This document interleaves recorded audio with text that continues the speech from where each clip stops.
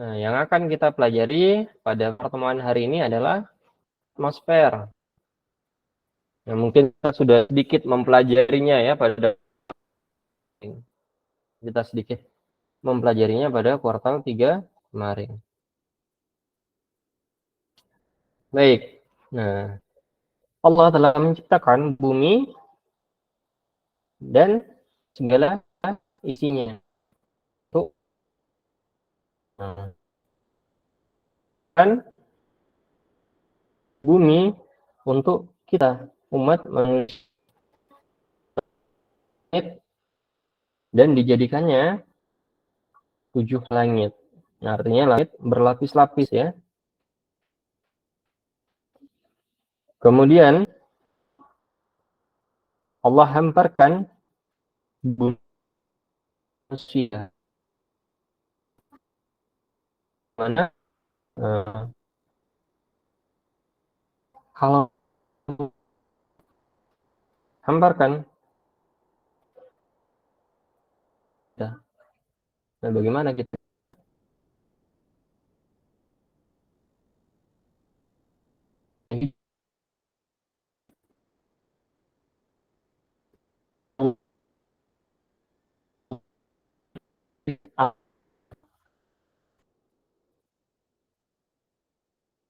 Pelajari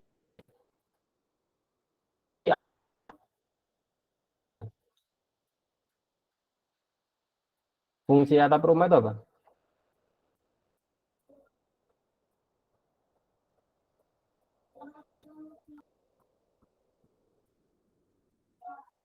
Biar nggak kena hujan.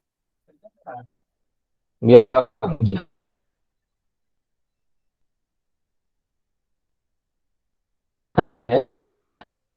ada terlindung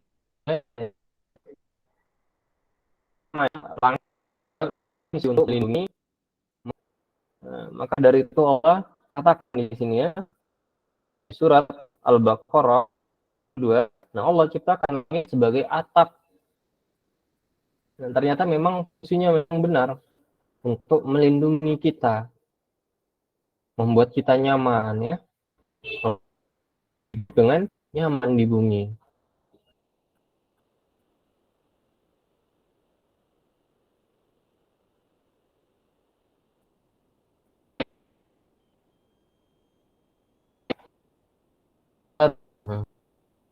Jadi kita pelajari ya pada pertemuan ini. Kita akan mempelajari tentang atmosfer. Baik, kita akan mempelajari hari ini ya, pengertian atmosfer ya.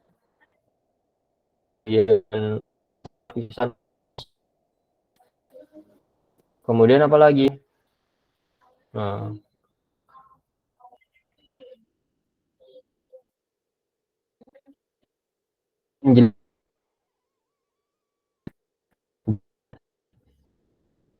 lapisan-lapisan tersebut, fungsi-fungsinya apa? Nah, itu akan kita pelajari pada pertemuan hari ini.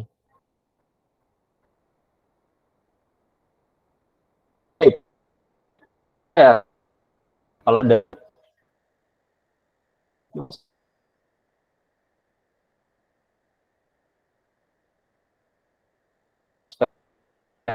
ambil air atau gas dan sfera yaitu selimut. Selimut gas ya atau selimut uap air. Baik, atmosfer sendiri, Soli, itu terdiri dari 3 komponen ya, terdiri dari 3 komponen. Nah, ada gas ya. Tentu kita sudah tahu gasnya apa saja. Macam-macam gasnya ya. Ada oksigen ya, ada karbon dioksida, ada karbon monoksida, dan gas-gas yang lain. Kemudian ada cairan. Kok bisa ada cairan di atmosfer? Ada ya cairannya di atmosfer. Apa cairannya? Nah, uap air atau awan ya. Awan itu terdiri dari uap air. Kemudian ada padatan juga di atmosfer. Loh, kok bisa ada padatan, Ustaz? Ada ya padatan di atmosfer, yaitu debu-debu yang berterbangan di atmosfer. Itu juga merupakan padatan ya, merupakan padatan. Debu-debu yang berterbangan di atmosfer itu juga merupakan komponen atmosfer. Baik, atmosfer sendiri terdiri dari beberapa lapisan. Nah, ini ada lapisan troposfer, stratosfer, mesosfer, termosfer, dan juga eksosfer. Troposfer itu berada pada ketinggian 0 sampai 12 km dari atas permukaan air laut atau dari permukaan laut. Kemudian ada stratosfer. Nah, ini di atas permukaan laut dari 12 km sampai 50 km. Kemudian ada mesosfer 50 sampai 85 km di atas permukaan laut. Ada termosfer 85 sampai 500 km di atas permukaan laut. Nah, yang terakhir ada eksosfer. Ini lebih dari 500 km di atas permukaan laut. Nah, kalau kita lihat bagian-bagian dari atmosfer tersebut, kalau kita lihat dari bagian-bagian atmosfer tersebut, kita tinggalnya di mana? Troposfer. Troposfer. Mumtaz. Kita tinggalnya di troposfer ya. Berarti di troposfer itu terdapat oksigen ya. Nah, oksigen yang mencukupi kebutuhan hidup manusia. Ada karbon dioksida juga di situ ya. Nah, benar ya jawabannya Abdullah. Kita tinggalnya di troposfer. Ada yang tinggalnya di stratosfer? Nggak ada ya. Atau tinggal di eksosfer. Melayang-layang nanti. Baik, tidak ada ya. Semuanya tinggalnya di troposfer. Karena memang persediaan oksigennya ada di troposfer ya. Baik. Nah, ini troposfer. Manusia pada lapisan troposfer masih memungkinkan untuk bernafas. Bukan memungkinkan ya, memang bernafasnya di troposfer ya. Karena memang oksigennya ada di sana. Baik. Sehingga tidak heran kita lihat para pendaki gunung masih bisa bertahan pada lapisan ini. Ya, namun bisa menyebabkan rasa lelah dan keringat dingin. Lapisan troposfer terletak pada ketinggian 0 sampai 12 km di atas permukaan laut. Biasanya kita pernah mendengar MDPL. Nah, MDPL itu maksudnya adalah meter di atas permukaan laut. Ini sama ya, kilometer. Kilometer di atas permukaan laut. Kalau di atas permukaan bumi, nah itu permukaan bumi itu tidak datar ya. Nah, tidak datar, ada pegunungannya dan lain sebagainya. Maka lebih tepatnya di atas permukaan laut ya. Yang jadi ukurannya adalah laut. Baik, nah pada troposfer ini juga merupakan tempat terjadinya hujan, angin, salju, dan juga terdapat awan ya di troposfer ini. Nah, ini juga merupakan tempat tinggalnya manusia, tumbuh-tumbuhan, hewan-hewan. Nah, tinggalnya di troposfer. Baik, kemudian ada apa lagi di atasnya troposfer? Di atasnya troposfer apa? Stratosfer. Nah, lapisan yang bersuhu dingin dan hanya ditempati oleh ozon. Itu adalah stratosfer. Tadi disebutkan ketinggiannya dari 12 km sampai 50 km di atas permukaan laut. Nah, pada stratosfer terdapat lapisan ozon. Apa itu ozon? Ozon adalah gas O3. Gas O3. Nah, kita menyebutnya dengan ozon. Mengapa ozon bisa terbentuk? Ozon terbentuk dari oksigen-oksigen yang dihasilkan oleh tumbuh-tumbuhan ya di bumi ya. Kumpulan-kumpulan oksigen tersebut akan membentuk ozon. Kumpulan-kumpulan oksigen tersebut akan membentuk ozon. Nah, ozon tersebut manfaatnya atau fungsinya sebagai pelindung gelombang radiasi ultraviolet dari matahari. Tadi Allah katakan apa? Allah jadikan langit sebagai atapnya. Allah jadikan langit sebagai atapnya. Fungsi atap apa? Untuk melindungi kita ya, untuk melindungi kita. Nah, ini dibuktikan ya dengan sains, dengan ilmu pengetahuan alam. Nah, dengan adanya ozon ya,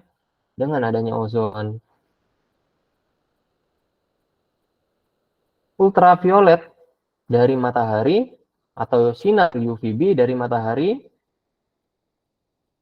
dapat terpental ya di lapisan ozon. Nah, padahal kita ketahui bahwa sinar UVB itu atau sinar ultraviolet sangat membahayakan bagi kehidupan yang ada di bumi. Tidak hanya berpengaruh terhadap manusia saja ya. Seluruh kehidupan di muka bumi juga akan terkena dampaknya dari sinar ultraviolet tersebut. Yang paling kecil dampaknya adalah mungkin kanker kulit. Nah, kalau kita terkena sinar ultraviolet atau UVB, nah, kita dapat terkena penyakit kanker kulit. Belum yang lain-lain ya. Nah, Masya Allah.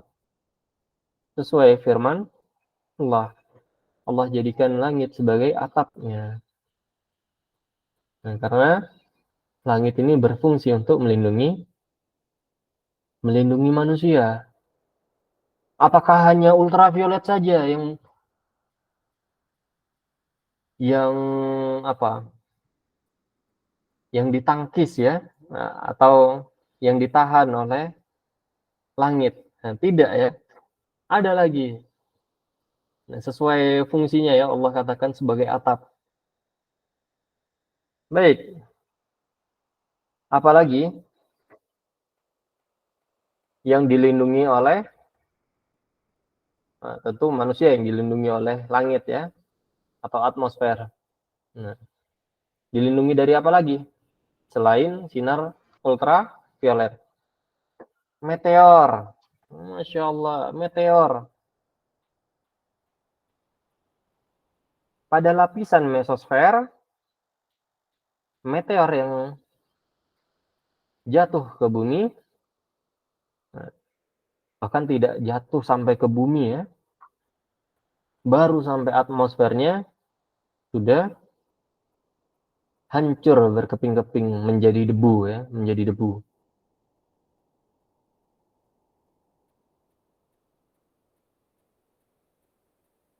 Baik, lapisan mesosfer Ini berada pada ketinggian 50 sampai dengan 85 km di atas permukaan laut.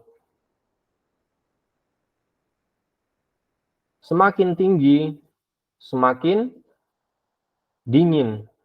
Nah, paling tinggi pada lapisan mesosfer pada ketinggian 85 km, suhunya bisa mencapai minus 120 derajat Celcius. Nah, minus 120 derajat Celcius.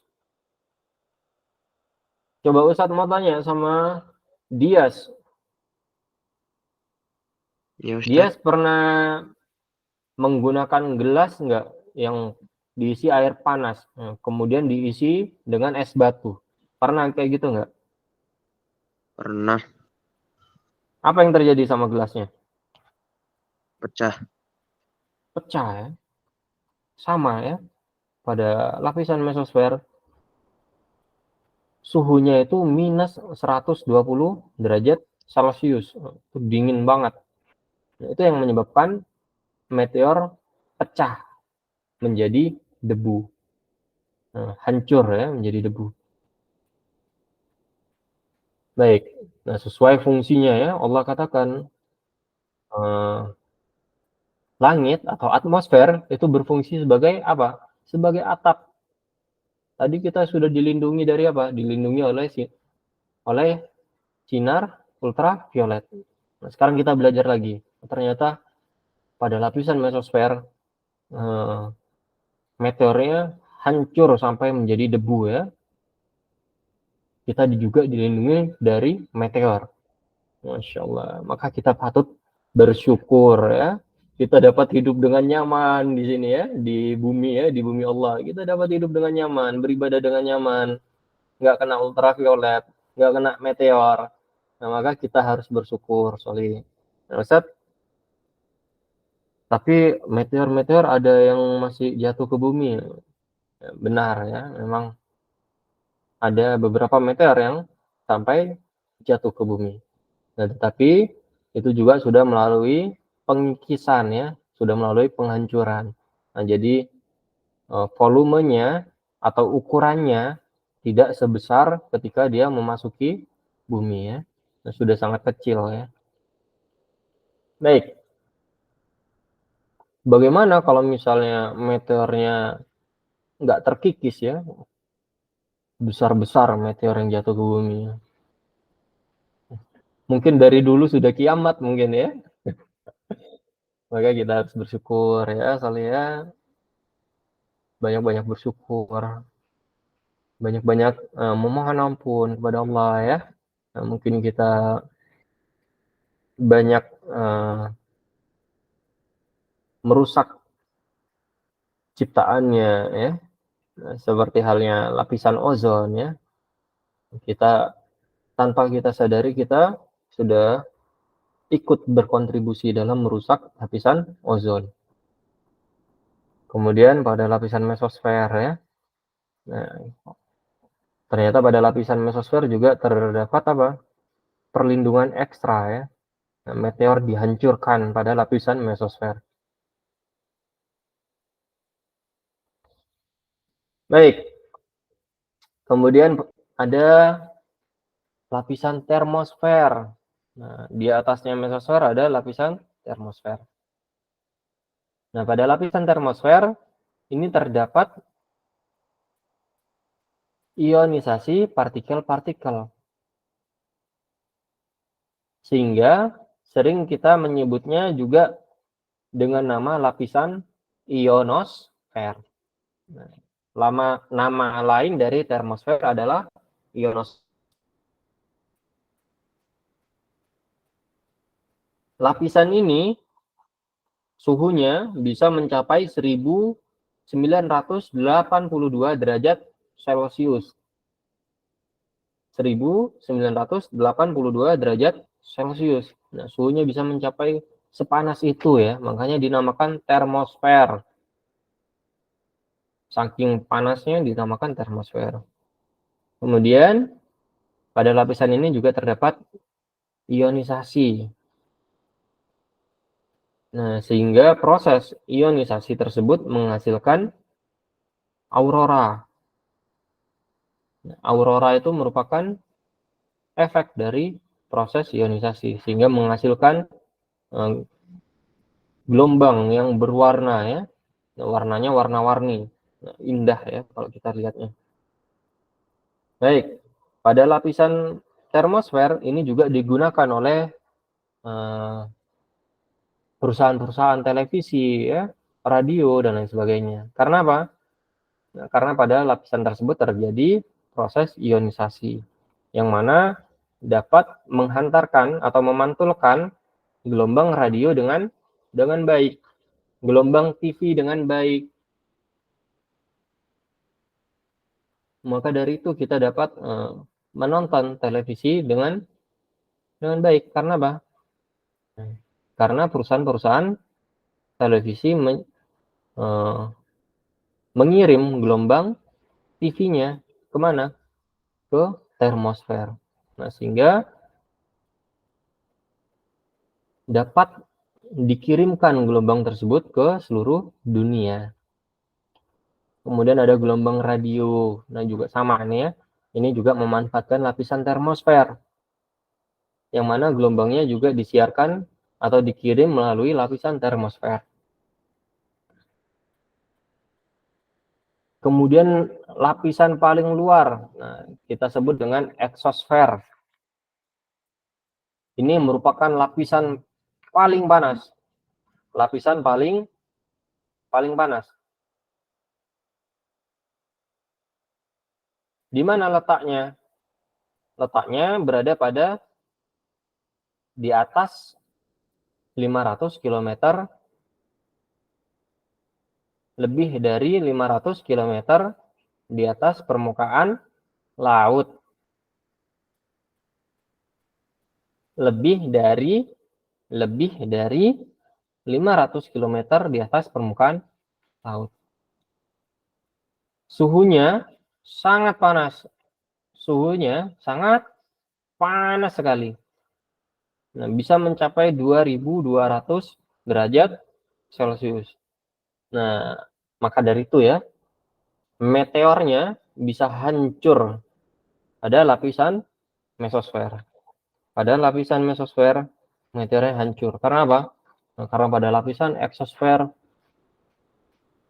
suhunya sangat panas sekali. Bisa mencapai 2200 derajat Celcius. Pada lapisan termosfer juga masih panas di situ ya, sekitar 1982 derajat Celcius. Kemudian sesampainya di lapisan mesosfer, suhunya tiba-tiba berubah menjadi suhu yang dingin. Nah, bisa mencapai minus 120 derajat Celcius. Dari panas banget, dari eksosfer yang panas banget, jadi asteroid yang masuk ke bumi itu langsung dibakar di eksosfer. Nggak sampai di situ, masih dibakar lagi di termosfer. Setelah proses pembakaran tersebut, nah masuk ke mesosfer. Masuk ke mesosfer yang mana suhunya sangat dingin. Bisa sampai minus 120 derajat Celcius. Nah ini dari panas banget. Kemudian masuk ke mesosfer yang dingin banget. Nah ini yang menyebabkan meteor tidak sampai jatuh ke bumi ya. Nah kebanyakan itu sudah hancur berkeping-keping menjadi debu pada lapisan mesosfer. Yang jatuh ke bumi itu hanya sedikit banget. Nah, maka sesuai fungsinya ya. Sesuai fungsinya, langit adalah sebagai pelindung, sebagai atapnya. Melindungi kita dari meteor-meteor yang jatuh. Jadi ketika meteor jatuh ke bumi, nah, tidak sampai ke permukaan bumi, baru sampai atmosfernya saja sudah hilang ya. Ini prosesnya ya. Kenapa tiba-tiba menghilang? Kalau kita lihat meteor di langit, oh tiba-tiba menghilang. Nah, tiba-tiba menghilang. bukan tiba-tiba menghilang ya, tetapi ada prosesnya. Prosesnya dari mulai pembakaran ya, dari suhu 2200 derajat Celcius, kemudian masuk ke termosfer yang suhunya 1900-an ya, tiba-tiba masuk ke mesosfer yang mana suhunya minus 120 derajat Celcius. Nah, itu yang menyebabkan meteor hancur ya. Baik, suhu di atmosfer. Nah, ini barusan kita bahas ya. Baru saja kita membahasnya. Jadi matahari ini merupakan sumber energi terbesar di galaksi kita ya, galaksi Bima Sakti. Nah, energi matahari ini dipancarkan dengan cara radiasi ke seluruh sistem galaksi Bima Sakti. Sebelum mencapai permukaan bumi, radiasi matahari akan melewati atmosfer. Oleh atmosfer, sebagian energi matahari akan diserap dalam bentuk kalor atau panas. Baik, nah, ini merupakan suhu yang ada di atmosfer. Dimulai dari, baik, yang bagian bawah, nah itu merupakan suhunya ya, merupakan suhunya. Itu ada Celcius, ada Fahrenheit. Baik, kita lihat dari troposfer, dari ketinggian 0 sampai 12 km di atas permukaan laut, ternyata apa? Suhunya meningkat atau menurun suhunya. Lihat, meningkat atau turun ini suhunya. Ada yang bisa kasih tahu? Menurun. Nah, pada troposfer ternyata semakin tinggi dari atas permukaan laut, ternyata suhunya semakin turun, semakin minus ya. Semakin minus. Nah, pada troposfer suhunya itu bisa sekitar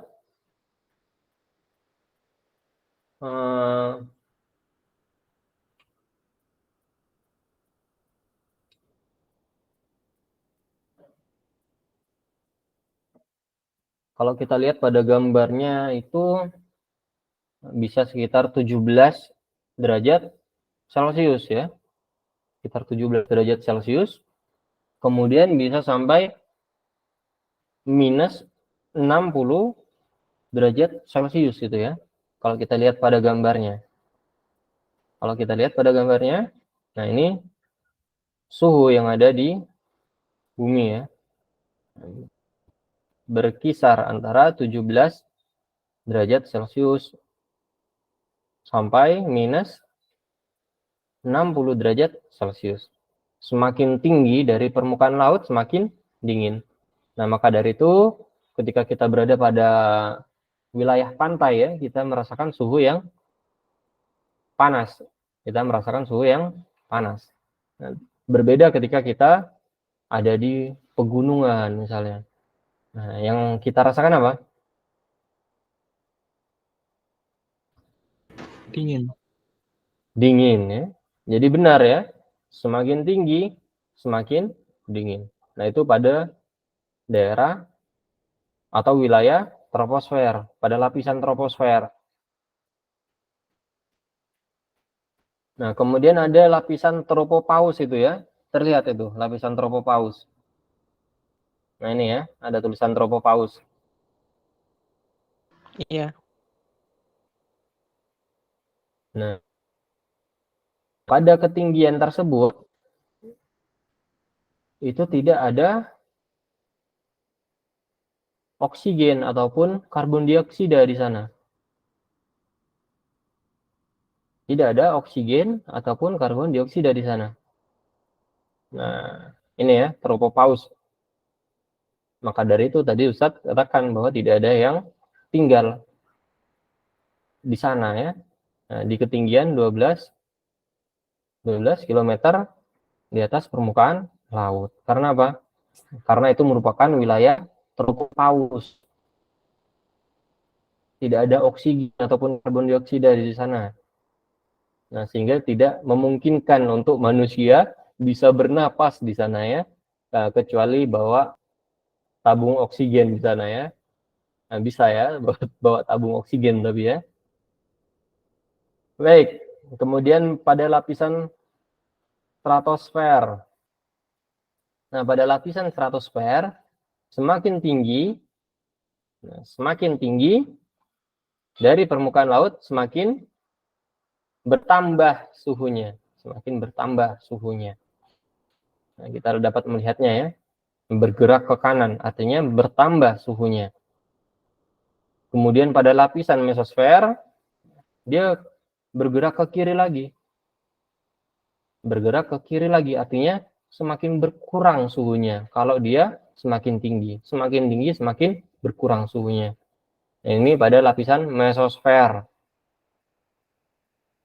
Kemudian lapisan termosfer. Nah, pada lapisan termosfer suhunya meningkat kembali ya. Nah, semakin tinggi semakin meningkat. Nah, pada lapisan mesosfer suhu paling rendahnya adalah minus 120 derajat Celcius. Kemudian pada lapisan termosfer suhu paling tingginya, nah ini meningkat lagi ya. Suhu paling tingginya bisa mencapai 1982 derajat Celcius. Kemudian di atas termosfer ada eksosfer. Nah, ini yang paling panas di antara semua lapisan tersebut. Nah, eksosfer itu juga berada pada atmosfer ya. Eksosfer itu juga terdapat pada atmosfer. Dia letaknya ada pada paling luar. Suhunya sangat panas sekali. Bisa mencapai Celcius. Baik, kemudian ada lapisan ozon. Sebelumnya kita sudah mempelajarinya ya. Pada kuartal kemarin. Nah, ini terkait pencemaran udara. Ozon adalah gas alami yang ada pada atmosfer, tersusun dari 3 molekul oksigen atau dilambangkan dengan O3. Barusan kita juga sudah memurojaahnya lapisan ozon tersebut melindungi kita dari ultraviolet. Nah, lantas apa yang dapat merusak lapisan ozon? Apa yang dapat merusak lapisan ozon? Yang kuartal 3 kemarin kita sudah belajar apa? Karbon dioksida, metana, Karbon dioksida, metana, apa lagi? karbon monoksida. Sida. Banyak ya, gas-gas rumah kaca itu ya. Apa lagi? Hidrogen, enggak ya? Yaitu klorofluorokarbon atau CFC. Yang kemarin yang kita bahas yang dari AC ya, dari kulkas ya, itu menggunakan CFC ya, itu juga merusak ozon. Nah, maka dari itu ya saya lihat ketika menggunakan AC maka gunakan dengan bijak. Gunakan ketika kita memerlukannya. Ketika kita berada di dalam rumah misalnya. Ya, kalau kita sudah tidak menggunakannya, misalnya kita pergi keluar rumah atau misalnya pergi ke masjid misalnya, matikan ya AC-nya ya, matikan AC-nya. Nah, selain menghasilkan gas aksi ya. Juga apa? Juga pemborosan listrik. Juga merupakan pemborosan listrik, membazir listriknya ya, sorry ya. Nah, maka matikan ketika AC-nya sudah tidak digunakan. Baik, ini merupakan lapisan ozon kita. Dari tahun 1988, nah ini sudah mulai sedikit berlubang lapisan ozon kita ya. Hingga pada tahun 2000 kita dapat melihat lapisan ozonnya lubangnya semakin besar ya. Ini besar banget lubangnya. Ini adalah merupakan bumi kita, bumi yang kita tinggali. Bayangkan lapisan ozonnya semakin luas lubangnya. Lubang pada lapisan ozon semakin luas. Nah, maka dari itu Allah tampakkan ya. Allah tampakkan dampak dari perbuatan manusia. Allah tampakkan dampak dari perbuatan manusia.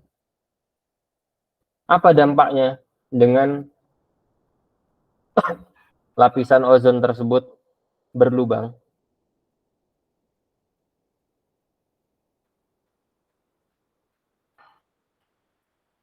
Apa dampaknya?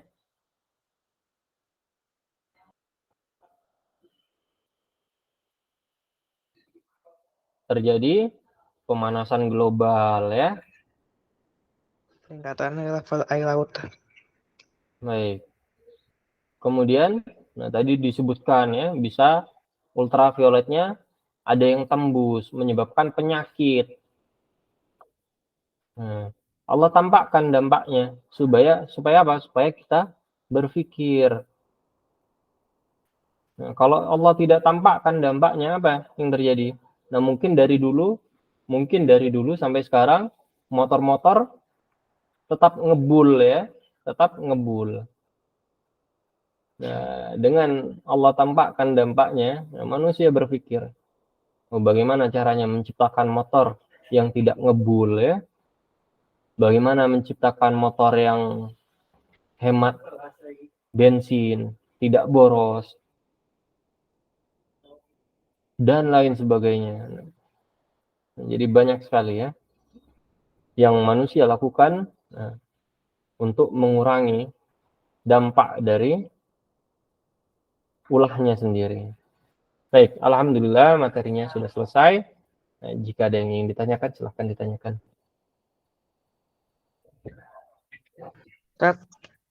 Kenapa Abdullah?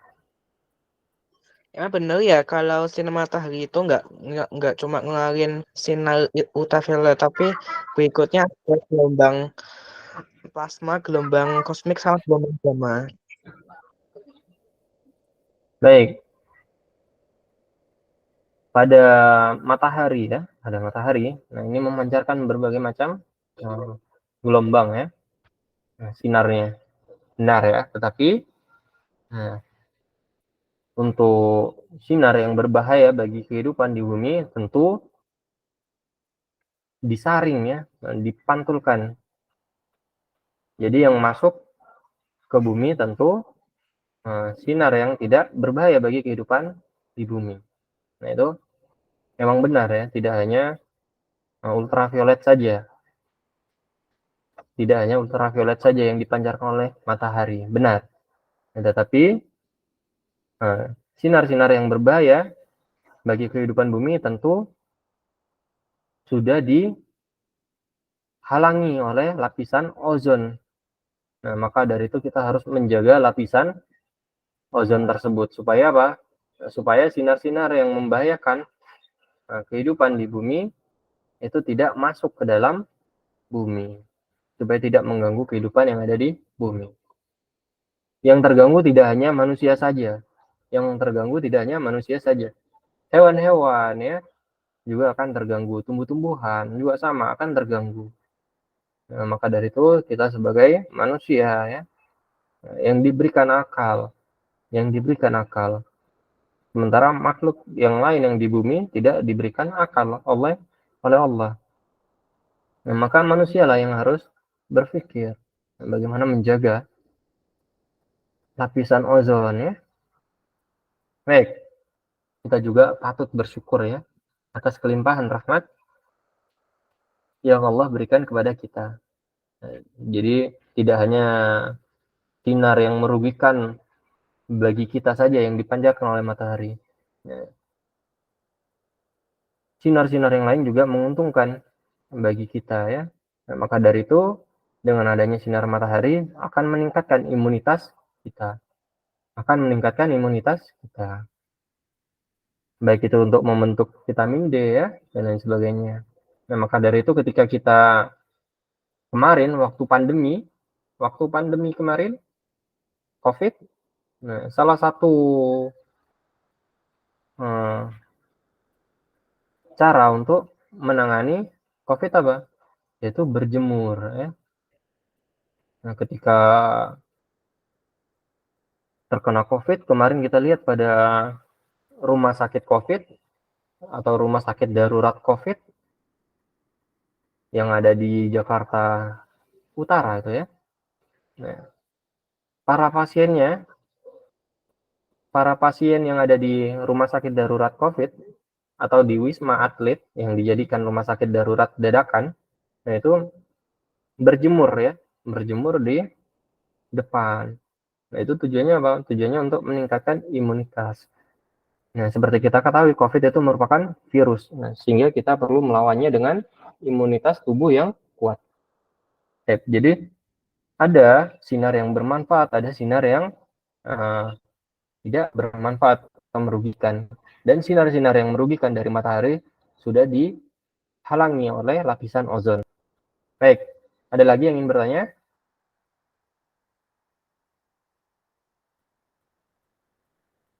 Enggak, Ustaz. Kenapa Hisham? Enggak. Tidak ada. Baik, kita akhiri ya dengan doa kafaratul majlis. Subhanakallahumma wa bihamdika asyhadu an la ilaha illa anta astaghfiruka wa atubu ilaik. La ilaha illallah. Baik, Ustaz akhir ya. Assalamualaikum warahmatullahi wabarakatuh. Waalaikumsalam. Waalaikumsalam warahmatullahi Warahmatullahi wabarakatuh.